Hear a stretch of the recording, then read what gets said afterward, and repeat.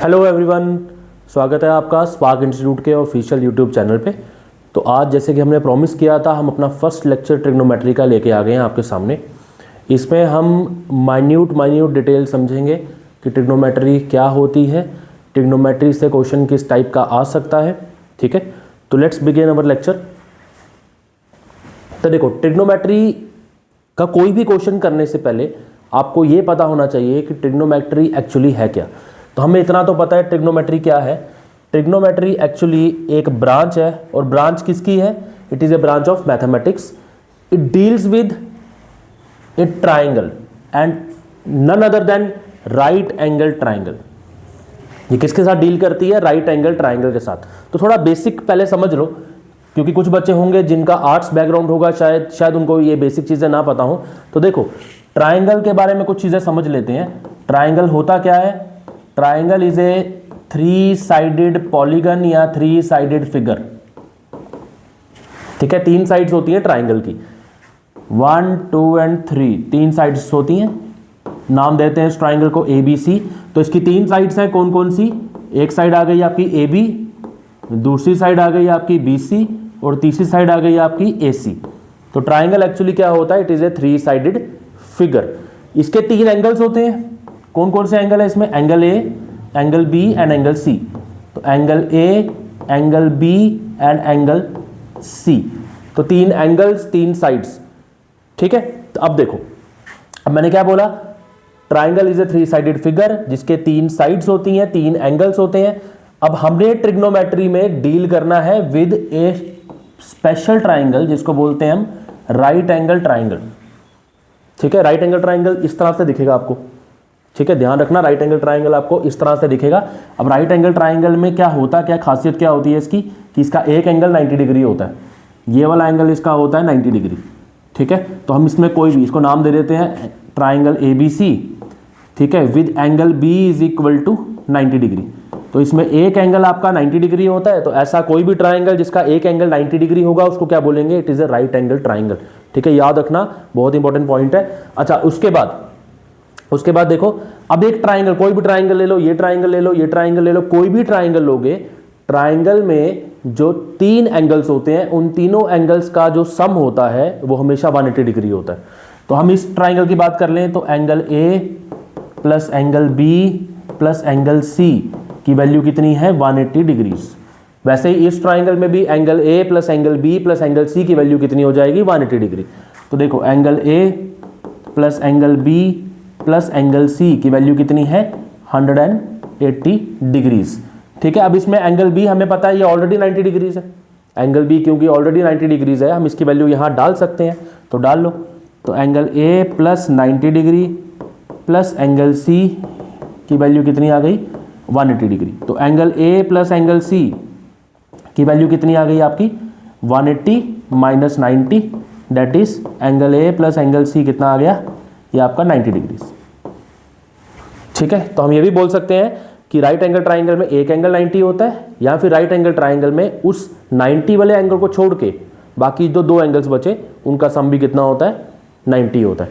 ठीक है, तो इस प्रॉपर्टी को, ये जो प्रॉपर्टी है आपकी, जिसके हिसाब से मैंने लिखा कि तीनों एंगल का सम जो है वो 180 डिग्री होता है, इसको बोलते हैं angle sum property. This is called angle sum property of a triangle.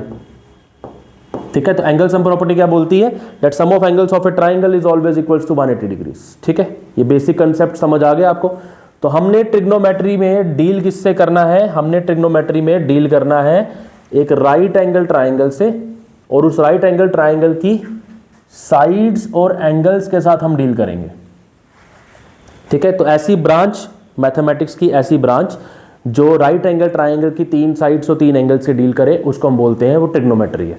ठीक है, तो हमने इसमें कंसेप्ट क्या लगाना है और क्वेश्चन किस टाइप के आते हैं। अब देखो, यहाँ लिखा हुआ है, हमें क्या करना होगा? हमें मिसिंग वैल्यूज या अननोन एंगल्स निकालने होंगे। क्या पता हमें किसी में कोई साइड मिसिंग हो तो साइड के बारे में बात करनी हो, साइड निकालनी हो, किसी में कोई एंगल मिसिंग हो, एंगल निकालना हो। तो हम कंसेप्ट कौन कौन सा यूज करेंगे? ट्रिग्नोमेट्रिक आइडेंटिटीज यूज कर सकते हैं, ट्रिग्नोमेट्रिक फॉर्मुलेज यूज कर सकते हैं, फंक्शंस यूज कर सकते हैं। तो एक एक करके समझते हैं ये तीनों चीज़ें हैं क्या। आज मैं आपको बेसिक कंसेप्ट समझा रहा हूँ, बेसिक चीज़ समझा रहा हूँ। आज का लेक्चर बहुत ज़्यादा इंपॉर्टेंट है। नोट्स प्रॉपर बना लेना, नोट्स के बिना काम नहीं होगा, ठीक है। तो देखो अब देखो, अब राइट एंगल ट्राइंगल की बात करी हमने, तो राइट एंगल ट्राइंगल से ही डील करते हैं। राइट एंगल ट्राइंगल की कुछ बेसिक चीजें समझ लो। मैंने क्या बोला, एक एंगल 90, ये एंगल बी आ गया, ये ए आ गया और ये सी आ गया, तो एंगल बी कितना हो गया आपका 90 डिग्रीज हो गया। ये जब 90 डिग्री हो गया तो मतलब ये कौन सा है, वो आ गया ट्राइंगल, राइट एंगल ट्राइंगल। अब वेरी वेरी इंपॉर्टेंट पॉइंट, जो 90 डिग्री वाला एंगल होगा ना, उसके ऑपोजिट वाली साइड को हम बोलते हैं हाइपोटेन्यूज। ऑपोजिट वाली साइड क्या हो गई, हाइपोटेन्यूज। याद रख लो, हाइपोटेन्यूज ये राइट एंगल ट्राइंगल की लॉन्गेस्ट साइड भी होती है, ठीक है। तो राइट एंगल ट्राइंगल की लॉन्गेस्ट साइड भी होती है, इसको क्या बोलते हैं, हाइपोटेन्यूज बोलते हैं, ठीक है। अब देखो 3 साइड्स है, मैंने आपको बोला ए बी, बी सी और ए सी, एक तो हो गई हाइपोटेन्यूज, बाकी जो 2 बची, अब ये आपकी परपेंडिकुलर हो सकती है या फिर ये आपकी बेस भी हो सकती है। वैसे ही ये आपकी परपेंडिकुलर हो सकती है या फिर बेस हो सकती है। तो कौन सी परपेंडिकुलर होगी, कौन सी बेस होगी, वो समझ लेना, क्योंकि सबसे बड़ी कंफ्यूजन यही होती है कि इसमें परपेंडिकुलर कौन सा है और बेस कौन सा है, ठीक है। अब देखो मैं 2 ट्राइंगल्स बना रहा हूं आपके सामने, इन 2 ट्राइंगल्स को समझो या फिर ये फिगर से समझ लो। तो देखो फिगर की बात करते हैं, तो देखो यहां पे हमारे को 2 ट्राइंगल्स दिए हुए हैं, 2 ट्राइंगल्स, दोनों राइट एंगल ट्राइंगल है, दोनों का ये एंगल 90 डिग्री है, ठीक है। तो ये दिख रहा है आपको, दोनों का ये एंगल कौन सा है, 90 डिग्री, ठीक है। अब देखो इन दोनों में फर्क क्या है, यहां पे एंगल बी 90, एंगल बी की वैल्यू यहां 90, यहां पे भी एंगल बी की वैल्यू 90, ठीक है। तो दोनों जगह पे एंगल बी की वैल्यू 90 है। तो फिर फर्क क्या है, यहां पे जो हमने एंगल लिया हुआ है, एंगल ए लिया हुआ है, यहां पे हम बात कर रहे हैं एंगल ए की।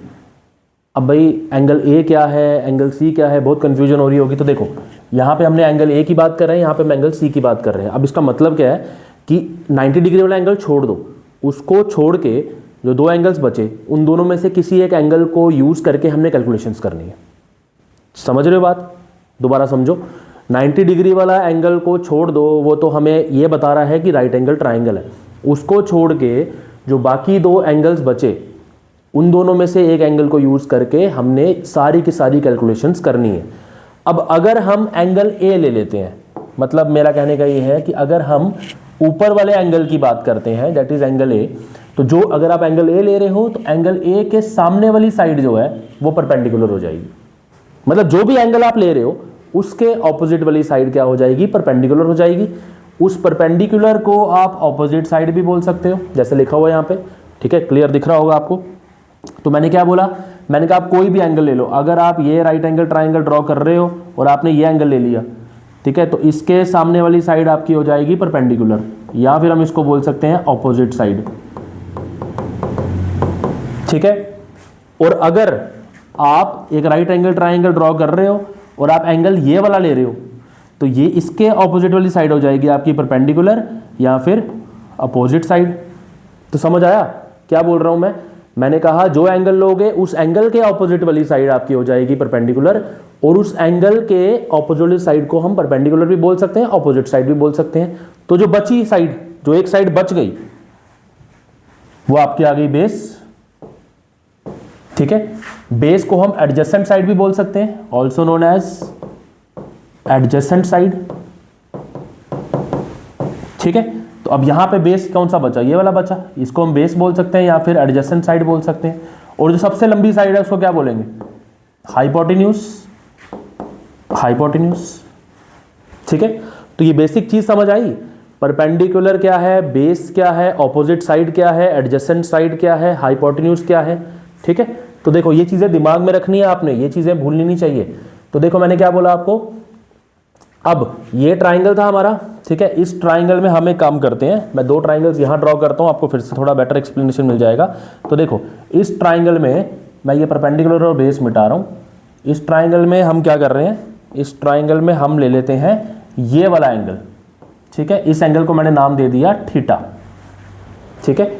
तो इस ट्राइंगल में अगर थीटा ये है, तो इसके ऑपोजिट वाली साइड कौन सी है, इसके ऑपोजिट वाली साइड, इसके ऑपोजिट वाली साइड जो है हमारी ये वाली है, इसको हम बोल सकते हैं ये परपेंडिकुलर हो गया, या फिर इसको बोलेंगे ये अपोजिट साइड हो गई।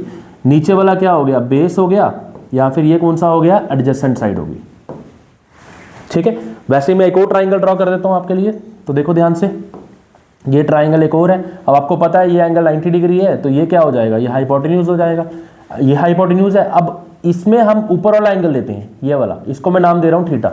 अगर मैंने इसको नाम दिया थीटा, तो इसके ऑपोजिट वाली साइड जो है वो क्या हो जाएगी आपकी, परपेंडिकुलर, या फिर हम इसको बोल सकते हैं अपोजिट साइड। और ये वाला क्या हो जाएगा, बेस या फिर एडजेसेंट साइड।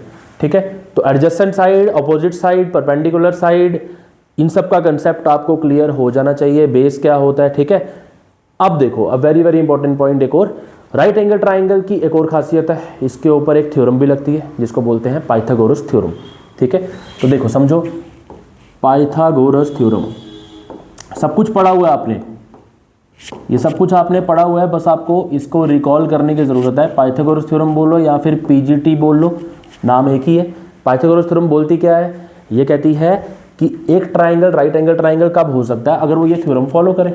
ठीक है, तो कैसे फॉलो करे, ये देखो थ्योरम क्या बोलती है, हाइपोटेन्यूज का square is equal to perpendicular का स्क्वायर प्लस बेस का स्क्वायर। ठीक है, थ्योरम याद रखना बहुत इंपॉर्टेंट है, क्योंकि अगर मिसिंग साइड हमें निकालनी पड़ी तो हम पाइथागोरस थ्योरम का यूज करेंगे। तो हाइपोटेन्यूज का square is equal to perpendicular का स्क्वायर प्लस बेस का स्क्वायर।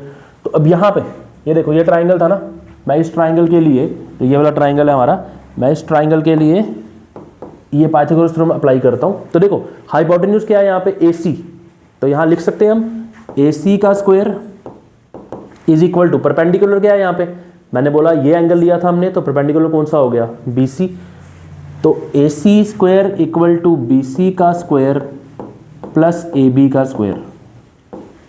आपकी अप्लाई हो गई पाइथागोरस थ्योरम। ये किसके लिए है, इस ट्राइंगल के लिए। ठीक है, और अगर इस ट्राइंगल में लगाओगे तो यहाँ पे अलग हो जाएगा, क्योंकि यहाँ पे परपेंडिकुलर अलग है, बेस अलग है। हालांकि थ्योरम सेम आनी है, लेकिन फिर भी आपको पता होना चाहिए परपेंडिकुलर कौन सा है और बेस कौन सा है। ठीक है, तो अभी तक हमने जो बेसिक चीज़ें पढ़ी उसको रिफ्रेश करते हैं, रिकॉल करते हैं उसको। तो देखो हमने क्या पढ़ा, हमने बोला ट्रिग्नोमेट्री क्या है। ट्रिग्नोमेट्री एक ऐसी ब्रांच है जो राइट एंगल ट्राइंगल के 3 एंगल्स 3 साइड्स के साथ डील करती है।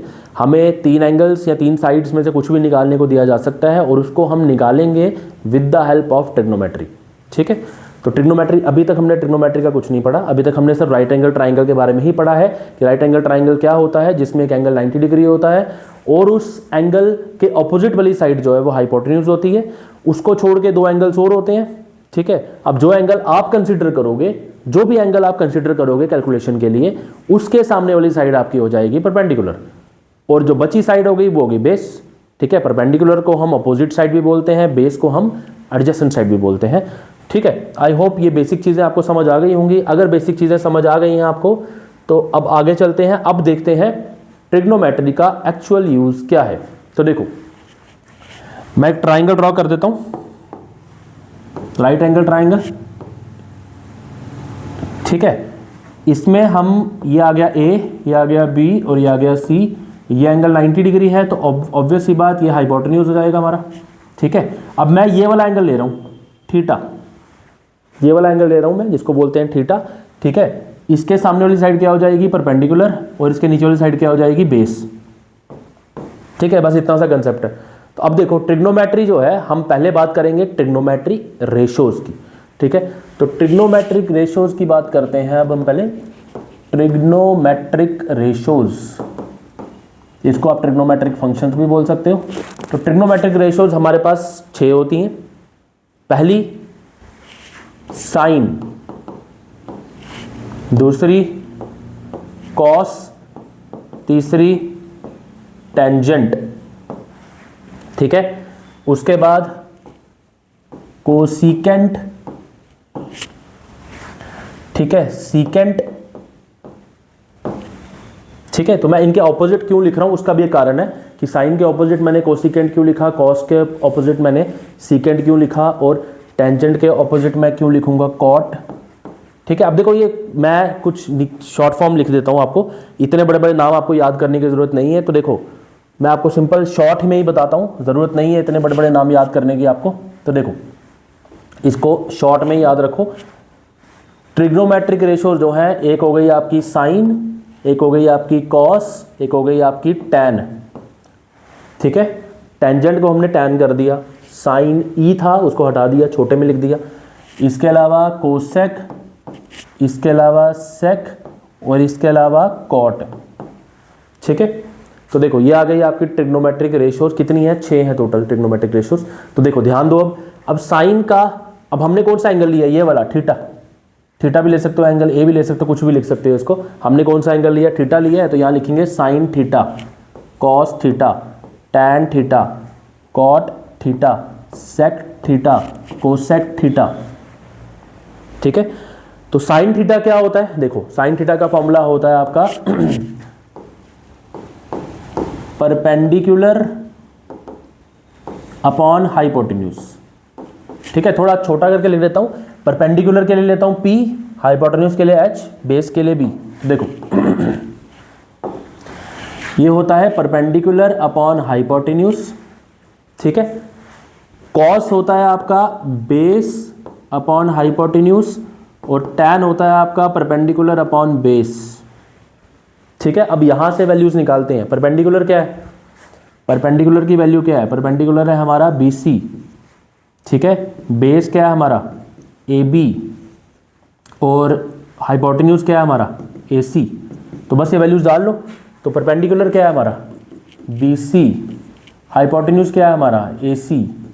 तो ये आ गई साइन की वैल्यू। कॉस की वैल्यू देखते हैं, कॉस B अपॉन H। तो बेस कितना है हमारा AB, बेसिस AB, हाइपोटेन्यूज कितना है हमारा AC, परपेंडिकुलर क्या है हमारा BC और बेस क्या है हमारा AB। तो ये आ गई इन तीनों की values, sign theta, cos theta, tan theta. ठीक है, इन तीनों की वैल्यूज आ गई। अगर इन तीनों की वैल्यूज लर्न हो गई आपको, इन तीनों के फॉर्मूलेज आपने लर्न कर लिए, तो ये तो अपने आप लर्न हो जाएंगे। अब कैसे लर्न हो जाएंगे, ये देखो, साइन का उल्टा होता है आपका कोसेक, तभी मैंने साइन के बिल्कुल ऑपोजिट कोसेक लिखा है। साइन का उल्टा होता है आपका कोसेक। तो साइन थीटा की वैल्यू क्या है, परपेंडिकुलर अपॉन हाइपोटेन्यूज। तो कोसेक की वैल्यू क्या हो जाएगी, हाइपोटेन्यूज अपॉन परपेंडिकुलर। ठीक है, याद रखना भाई, बहुत इंपॉर्टेंट पॉइंट है, क्योंकि इतने सारे फॉर्मूले याद नहीं करोगे। अभी मेंसुरेशन पढ़ना है, उसमें फॉर्मूलेज होंगे, बहुत सारे फॉर्मूलेज हैं, तो अपना काम थोड़ा इजी करो। साइन का उल्टा कोसेक, कॉस का उल्टा सेक, टैन का उल्टा कॉट, याद हो जाएगा। साइन क्या है, परपेंडिकुलर अपॉन हाइपोटेन्यूज। तो कोसेक क्या हो गया, हाइपोटेन्यूज अपॉन परपेंडिकुलर। ठीक है, कॉस का उल्टा सेक, कॉस क्या है, बेस अपॉन हाइपोटेन्यूज। तो सेक क्या हो गया, हाइपोटेन्यूज अपॉन बेस। ठीक है, टैन थीटा क्या होता है, टैन क्या होता है, परपेंडिकुलर अपॉन बेस। तो कॉट क्या हो जाएगा, बेस अपॉन परपेंडिकुलर। तो वैल्यूज भी डाल सकते हो, यहाँ पे BC अपॉन AC था, तो यहाँ पे हो जाएगा AC अपॉन BC। ठीक है, यहाँ पे AB अपॉन AC था, तो यहाँ क्या हो जाएगा, AC अपॉन AB। उल्टा उसका, यहाँ पे BC अपॉन AB था, तो यहाँ पे हो जाएगा AB अपॉन BC। ठीक है, आई होप ये समझ आ गया होगा। बहुत इजी है यार, ज़्यादा डिफिकल्ट नहीं है। एक दो बार रीड करोगे लर्न हो जाएंगे फॉर्मूलेस। इंपॉर्टेंट चीज़ है इन फॉर्मूलों को अप्लाई करना। ठीक है, अब कैसे अप्लाई करना है वो हम एक क्वेश्चन देखते हैं। अभी फिलहाल आप इसका स्क्रीनशॉट ले सकते हो, और जितना भी ये PPT वगैरह है ये सारा आपको मैं आपको गूगल ड्राइव पे शेयर कर दूंगा, तो आप इसके लिंक से इसको डाउनलोड कर सकते हो, प्रैक्टिस कर सकते हो, नोट्स देख सकते हो, जो भी मैंने लिखा हुआ है सब कुछ वहाँ पे अवेलेबल होगा। ठीक है, तो समझ आ गया आपको। अब देखो, अगर एंगल चेंज होगा तो वैल्यूज चेंज हो जाएंगे, वो ऑब्वियस सी बात है। तो एंगल चेंज करके भी देख लेते हैं एक बार, अगर एंगल चेंज करके क्या वैल्यूज आती हैं। तो देखो, मैं सारा नहीं ड्रॉ करूँगा, कुछ बेसिक चीज़ बता देता हूँ। जैसे ये A हो गया, ये B हो गया, ये C हो गया। हाइपोटेन्यूज, परपेंडिकुलर, बेस, इसमें एंगल ले लिया हमने ये वाला। 90 डिग्री वाला एंगल तो चेंज होना नहीं है, 90 डिग्री तो हमेशा सेम रहेगा, लेकिन मैंने थीटा इस टाइम ऊपर ले लिया। ठीक है, तो अब देखो, अगर थीटा ऊपर है, थीटा ऊपर लिया है तो परपेंडिकुलर बेस तो चेंज हो जाएंगे। थीटा ऊपर है तो ये हो जाएगा मेरा परपेंडिकुलर और ये हो जाएगा मेरा बेस। ठीक है, क्योंकि एंगल हमने थीटा ऊपर ले लिया। थीटा के ऑपोजिट वाली साइड क्या हो जाएगी, परपेंडिकुलर, वो हो जाएगा बेस। तो ध्यान से सुनो, अब वैल्यूज निकालते हैं साइन की, कॉस की और टैन की। साइन के ऑपोजिट क्या हो जाएगा, कोसेक, देन कॉस के ऑपोजिट सेक, देन टैन के ऑपोजिट कॉट। तो देखो साइन क्या होता है, साइन होता है परपेंडिकुलर अपॉन हाइपोटेन्यूज, तो it is perpendicular upon hypotenuse. Cos क्या होता है, कॉस होता है हमारा बेस अपॉन हाइपोटेन्यूज, और टैन क्या होता है हमारा, tan is perpendicular upon base, तो टैन होता है परपेंडिकुलर अपॉन बेस। कोसेक उसका उल्टा हो जाएगा, that is hypotenuse by perpendicular. Sec उसका उल्टा हो जाएगा, that is hypotenuse upon base, और कॉट हो जाएगा बेस अपॉन हाइपोटेन्यूज। ठीक है, अब देखो यहाँ पे ये तो चीज़ें ये सेम है, सब कुछ सेम है। अब यहाँ पे परपेंडिकुलर और बेस चेंज हो जाएगा ना। अब देखो परपेंडिकुलर क्या है, यहाँ पे परपेंडिकुलर नीचे वाली साइड है, दैट इज ए बी, तो ये वैल्यू डाल लो। परपेंडिकुलर हो गया आपका ए बी, हाइपोटेन्यूज हो गया आपका ए सी। ऐसे यहाँ पे बेस क्या हो गया आपका बी सी, और हाइपोटेन्यूज क्या हो गया आपका A C. Perpendicular A B base B C. ठीक है, तो इसी का उल्टा वहां लिख लेना। अगर यहाँ पे ए बी अपॉन ए सी है तो यहाँ पे ए सी अपॉन ए बी आ जाएगा। यहाँ पे अगर बी सी अपॉन ए सी है तो यहाँ पे ए सी अपॉन बी सी आ जाएगा। यहाँ पे अगर A B upon B C है तो यहाँ पे B C upon A B आ जाएगा। ठीक है, तो समझ आई कुछ बेसिक चीज़। ये बेसिक फॉर्मूले आपको याद होने चाहिए, रट लो इनको। ठीक है, एक चार्ट बना के अपने जहाँ सोते हो बेड के सामने लगा दो, लर्न कर लो इस चीज़ को, क्योंकि अगर ये चीज़ लर्न हो गई तो ट्रिग्नोमेट्री का एक भी क्वेश्चन गलत नहीं होगा। क्वेश्चंस इजी भी आ सकते हैं, डिफिकल्ट भी आ सकते हैं, हम दोनों लेवल थोड़े देख लेंगे, लेकिन फिलहाल आपका काम ये है कि इन फॉर्मूलोज को लर्न करना। ठीक है, अब देखो यहीं से हम एक चीज़ और, मैंने क्या बोला आपको, साइन का इनवर्स होता है कोसेक।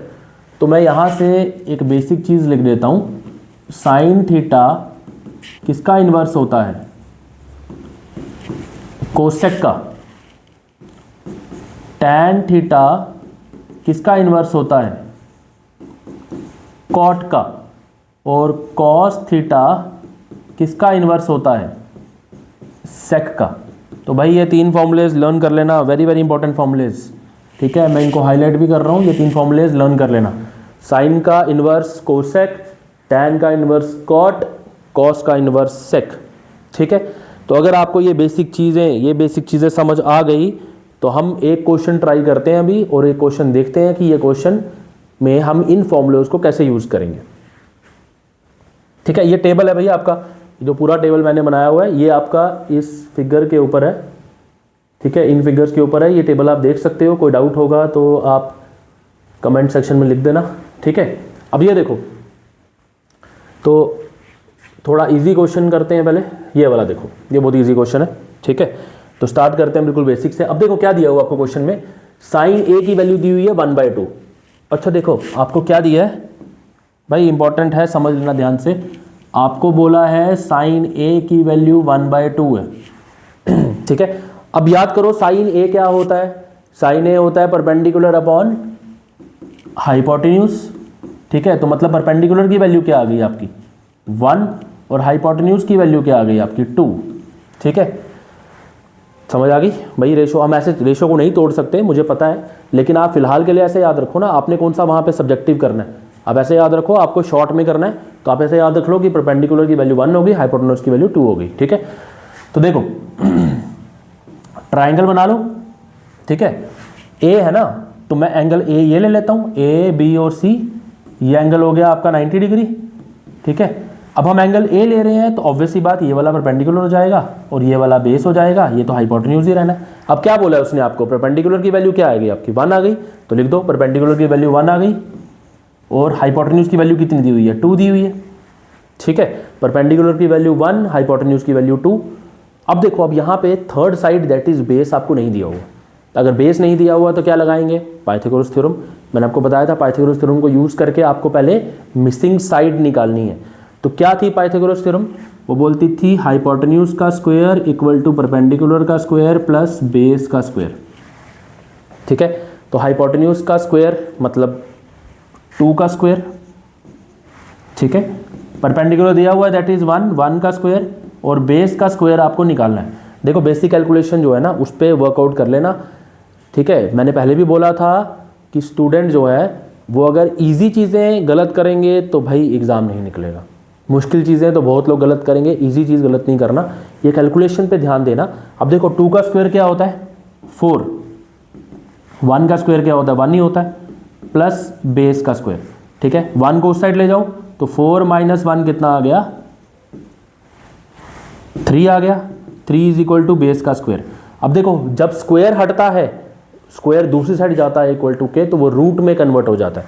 तो हम क्या लिखेंगे, base is equal to under root of 3। तो बेस की वैल्यू क्या आ गई आपके पास, √3 आ गई। ठीक है, तो यहाँ पे बेस की वैल्यू लिख सकते हो आप √3। बेस मिल गया आपको। अब क्या पूछा उसने आपसे, उसने आपको बोला है कि कॉट ए की वैल्यू क्या है। अच्छा, कॉट क्या होता है, क्या होता है कॉट, कॉट होता है टैन का उल्टा। टैन क्या होता है, टैन होता है परपेंडिकुलर अपॉन बेस। तो कॉट क्या हो जाएगा, कॉट हो जाएगा बेस अपॉन परपेंडिकुलर। तो बेस कितना है, बेस है √3 और परपेंडिकुलर क्या है, परपेंडिकुलर है आपका 1। तो आंसर क्या आ गया, √3 आ गया। ठीक है, तो ये ऑप्शन आ गया आपका आंसर। बहुत इजी है भाई, बहुत ज़्यादा इजी है, मैं पहले बता रहा हूँ। मैथ एक हुआ है, अगर मैथ के पीछे पड़ गए ना तो मैथ देखो, मैथ आपको मैंने पहले बोला था 60 नंबर का मैथ्स आ रहा है, 60 मार्क्स का मैथ्स है। ठीक है, तो 60 मार्क्स बहुत ज़्यादा होते हैं। अगर कोई बच्चा जिसका मैथ्स सच में अच्छा है और वह 60 में से 50 भी स्कोर कर लेता है तो वो मैक्सिमम जनता से आगे हो जाएगा। तो आपको मैथ्स एक ही तरीके से हो सकता है, मैं आज बताता हूँ।